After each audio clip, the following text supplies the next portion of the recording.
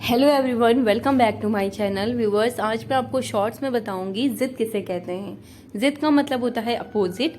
इसे हिंदी में कहेंगे विलोम शब्द और इंग्लिश में कहेंगे अपोजिट वर्ड। इसका मतलब होता है उल्टा।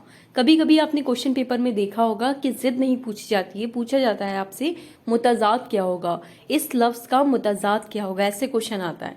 मुतज़ाद हो या ज़िद हो, मतलब होता है आपको उसका अपोजिट बताना है, यानी कि आपको उसका उल्टा बताना है। जैसे कि यहाँ पे मैंने कुछ एग्जाम्पल दिए हैं।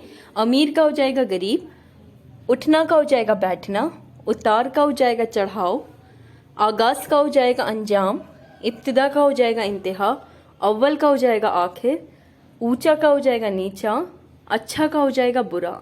तो ज़िद मतलब बस सिंपल आपको उसका अपोजिट बताना है। जैसे कि आसान का हो जाएगा मुश्किल। वीडियो अच्छी लगी हो तो लाइक शेयर सब्सक्राइब ज़रूर कीजिएगा। मिलते हैं आपसे नेक्स्ट वीडियो में।